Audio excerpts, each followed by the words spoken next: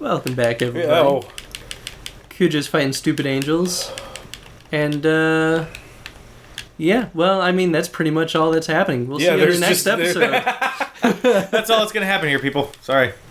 I mean, that's kind of the thing. We've talked about this in Devil May Cry already, but it's like, it gets to a point where it's just like, alright, we're fighting the same enemy, doing the same things. Oh, I love Let's Dante. just get through it until we get to the next cutscene. When we get some fun shit happening.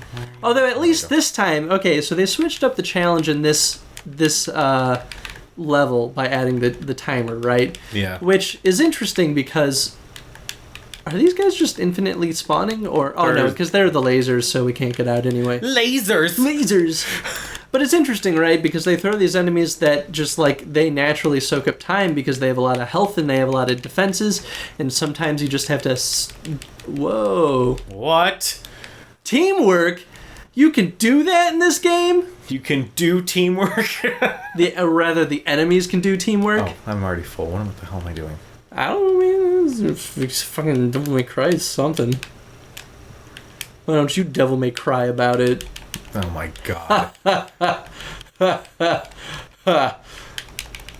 Yeah, but anyway, you get my point, right? Like, they're specifically choosing enemies that have defenses and high health that, like, slow you down. Yeah. Which I find interesting because we were given, 10 minutes when we started this level? So... They expect it to take about 10 minutes. I don't know how long the levels are normally, but they're actually usually less than that. But I think the fact that we're fighting high health, high defense enemies makes it stressful because we're like, shit, most of these levels take me 15 to 30 minutes. How am I supposed to beat this in 10? Yeah. Especially with these guys.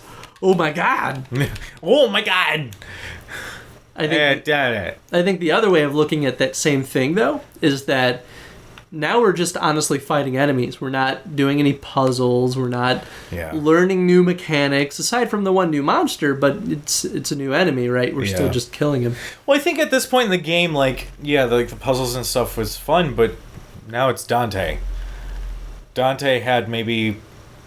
Actually, I don't really remember many puzzles that he was in the other games, but... I think there were some. It's been so long since I played 1 and 2 that it's hard to remember, but there had to have been some kind of puzzles. I mean, no more complex than the puzzles we saw in this game. Yeah, that's true. But considerably, some of them were actually puzzles. Yeah. Not like the platforming challenge with the fan. I'm so mad. I hope this is what you get remembered by the most. Me freaking out at the game. Oh, so mad. You do have a pretty iconic, angry state of being. Yeah. It's so difficult to get out of. Singing angry songs. Yeah. Or, happy songs, but angrily. Is he eating pizza? Oh, flashback. This is beginning of the game. I was like... Before they even got there. Where did he get pizza from? He literally just got out of there. Who's she? She's new. Lady. She was the female character in Devil May Cry 3. Basically, her father ended up being the big bad at the end of the game, and you end up killing him and saving her, and she sort of starts her own devil hunting business and occasionally works with him. Oh, okay. Trish was from Devil May Cry 1 and 2, technically.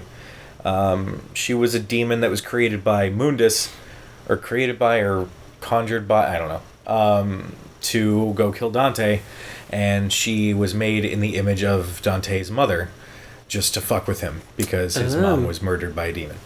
I think that's the story. Huh. I actually didn't know that. Well, I might have known that at one point, but like I said, it's been a while. Yeah. But towards the end of the first game, after Dante kicks the shit out of her after realizing that she was betraying him or whatever, she decides, yeah, you know what, screw this. I'm going to help him fight Mundus. So she's been with him, helping him out. She's the one who's sort of been taking care of the Sword of Sparta while Dante is still using his original sword. So this entire scene, they're basically talking about the whole situation, and she hasn't said anything. She goes, picks up her sword and her guns, and writes in lipstick, "See you there." That's... I feel like that's pretty classic of her, from what I remember. She just does what she does. ABBA. Get out of here. No. That was actually a pretty short level. Yeah. They gave us 10 minutes. We beat it in, what, 6-ish? Yeah. All right. Pause. We need to do magic. Okay, we'll be back. And we're back.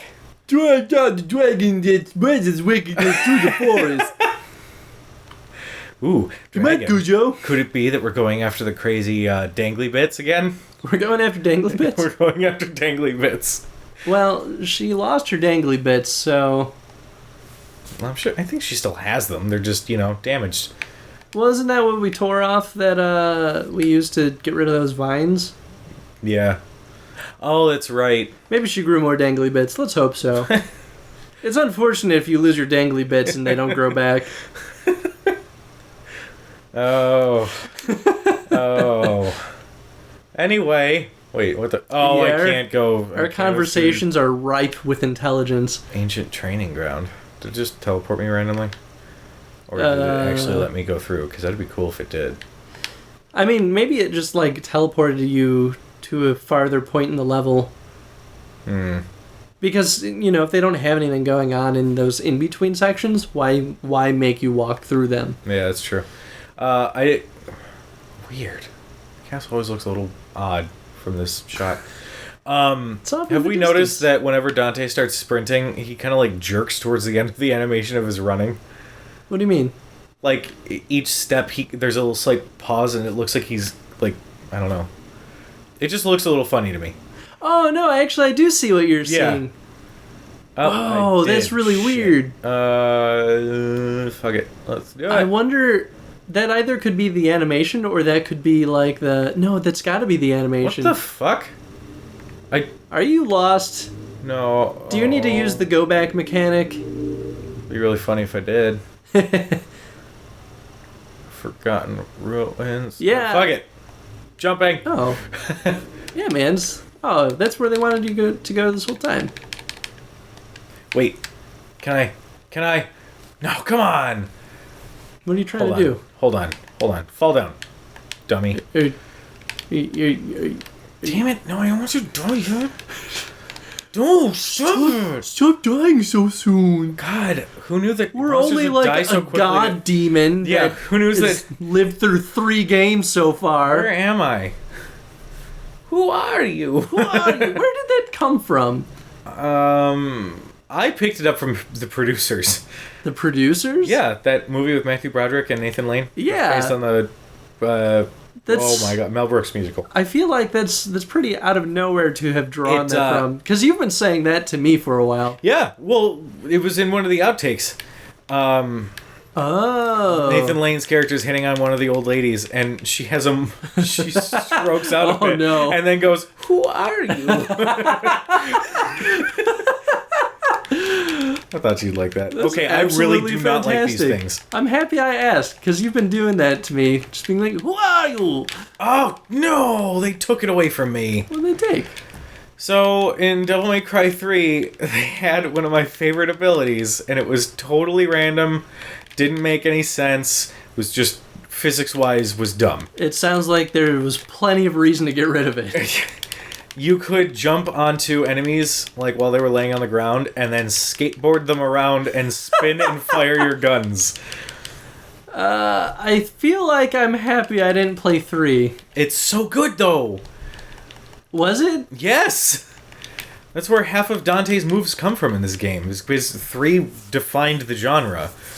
At least for Devil May Cry. You think so? I mean, I know so. Well, there's what in total? There's just 4 games straight up? Or are there technically 5 if you count the... Special edition as its own? No, the DMC reboot thingy. Oh, that's true. I forgot about that. I'm gonna go this way. So... I don't know if I agree that a game can be defined by the last 75% of its... Okay, the genre obviously really kind of came around with 1. It gave the basic idea, gave us the basic controls, gave us the basic plot. It gave us a setting, which is arguably the most important thing about Devil May Cry. Yeah. 2 started toying around with some of the stuff that we know, but it got so many things wrong that it was difficult to look at those as good things, you know? I guess that's fair. It also didn't really... I don't think 2 added very much to... It didn't. The experience. If anything, it took away from... Like, Dante we've always seen as this wisecracking, like, half-demon asshole with a bunch of guns who just flings his sword around like it's no big deal. But was he super confident in the first game? I feel like his a little personality didn't develop until, like... Well, his personality really didn't hit its stride until 3. Now, mind you, it was a prequel, so he was younger and more rebellious. So it was just like the quintessential. We need this to sort of turn up his character. But for 1, he still sort of had that. He had his wisecracking moments. He also had his moments where he was going to be serious and whatever. In 2, he had maybe 5 lines. Oh, really? Like, that's it. They didn't give him anything. It looked like he was just angry and pissed off all the time and didn't say much. I mean, maybe he was just angry and pissed off all the time. That's why, chronology-wise, people like to think, or at least I like to think, that the chronology goes 3, Devil May Cry 3, 1, 4, and 2 as the latest one. Like, the idea I have is that after... you know, his brother ends up, like, losing his mind, and he ends up having to kill him after his father's legend has been toyed with so many times and all this shit. I had this idea, like, Dante just got fucking pissed off and just did not give a shit anymore. Huh. That's actually a really interesting take. I didn't even know that the chronology was as malleable as that. Oh, yeah. Because at the end of 3, there's a sword that Dante gets called Force Edge, which was the dulled down version of the Sword of Sparta. So maybe it was either the used up blade or the blade that has yet to reach its potential. It was that, because in Devil May Cry 1, the first sword you have is Force Edge. That's the first sword you start using, and then you start picking up other weapons, and you just think, well, okay, I guess I'll just leave this to the side since it's sort of pointless. And then you get these, find these amulets which combine and make the Sword of Sparta, which is a crazy, monstrous thing. Okay, so there are some pretty grounding things in those games that suggest that the chronology isn't the release of release order of the games. Now, what's interesting is that in the reboot thing, the DMC, and I know we're going to end the episode. But I love talking about this stuff. So it was looked at as like a reimagining of the first game. And in a way it was. You're fighting the Demon Mundus, but you're also interacting with Virgil. And, like, Virgil's sort of cool. All the events that happen in DMC technically could still take place in this sort of timeline. Like, it's not... It's a reimagining, not necessarily a reboot. As far as I know. Huh. Well, anyway. More of that in the next episode. Yeah. We will see you in the archives. Yeah. As I die slowly. Yeah, well, these guys are bitches. It was inevitable with you anyway, so... Wow.